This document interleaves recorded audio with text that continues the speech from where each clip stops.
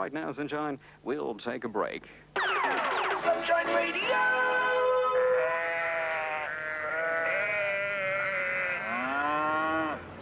And now with local government news, we hand over to Councillor Adrian Coles.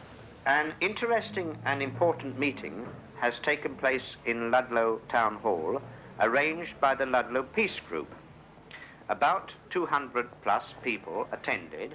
There's a note of honest officialdom about the Voice, but he does risk the scales of justice every time he takes to the air. A public citizen solid as the local cheese, openly flouting the law. Councillor Major Adrian Harcourt Coles. How are you? You've got a nice variety of cheeses here, haven't you? No furtive radio pirate this, displaying his felony as publicly as the produce in the cupboard market, where broadcaster and listener are both guilty, but show no guilt. Yeah. What do you think about it? Very good. We do a little bit of advertising now and again. Do you? Good. It's an offence to advertise, to broadcast, even to listen. And yet they grin in Ludlow at the lawlessness of it, as though it weren't a crime at all. Morning, Edith. How are you? No one wastes time here vegetating on the roots of this willful assault on legitimate wireless. Everyone broadcasts their involvement. Do you ever listen to Sunshine Radio? Pardon? Do you ever listen to Sunshine? Always on Sundays when you're on. Do you? Yes. What do you think about it? Very good. Good. At the time I started broadcasting, I didn't really realize it was illegal. Since then, of course, there's been a court case, but I don't concern myself too much with the affairs of the management of the station. I don't follow the blow-by-blow business of the station. I'm interested in communicating with people. And so, for a 12-month, the voice of the galloping major has fearlessly boomed from this barn. An unprepossessing base, maybe, but with the look of rustic permanence, and no subterfuge about what they're doing inside. In a corner beneath the beams, a makeshift studio beams out the signal. I Need You, that sounded Pointer Sisters. Beautiful song from them. 5 o'clock, you're in tune with Sunshine Radio, broadcasting to Shropshire, 299 metres, 1017 kilohertz on the medium wave band. Little what's on for you. Acton Scott's Working Farm Museum is making a summer holiday offer to the public. If you're interested... Public service messages for a community thus far deprived of commercial or even BBC local radio. Sunshine does it for them, professionally. Break. Sunshine Radio!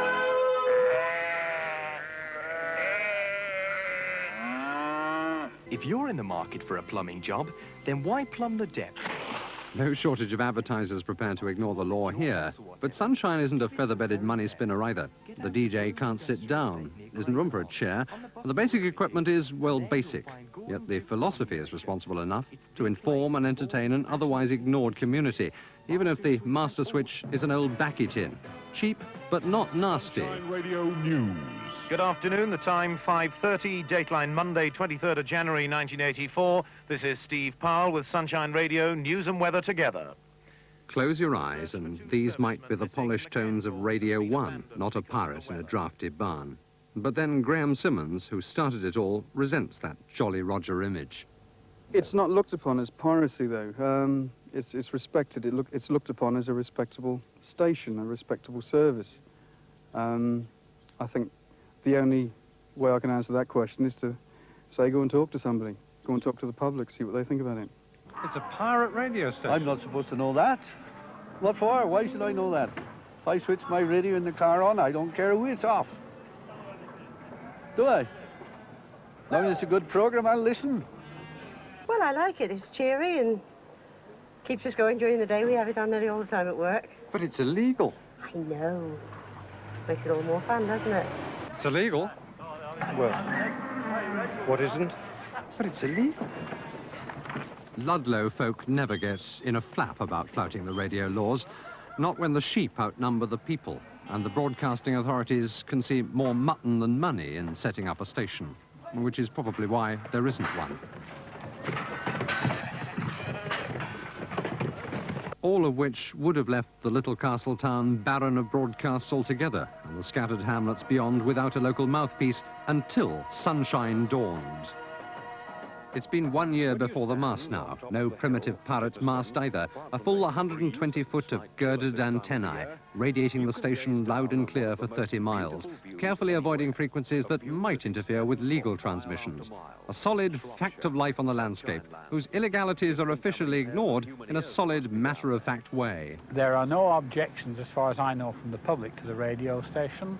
I accept that they are technically breaking the law, but then why can't the law either be changed or why can't they be made legal and allowed to broadcast? They're serving a useful purpose. But haven't they got a whopping great transmitter stuck up somewhere out in the wild? Well, people keep telling me about this, but they also tell me many other things in South Shropshire, but I haven't seen it. The sort of transmitter aerial that might have required planning permission? Well, if it requires planning permission, I'm quite certain that somebody in the area will let us know about it and something will be done. You're implying that lots of other people turn blind eyes to this particular Well, I don't radio know. station. I can't really speak for other people, can I? With a wry grin on your face? Well, possibly, yes, but this is our way of life around here. We like to encourage the entrepreneur. We think we are individuals. We like people to do individual things.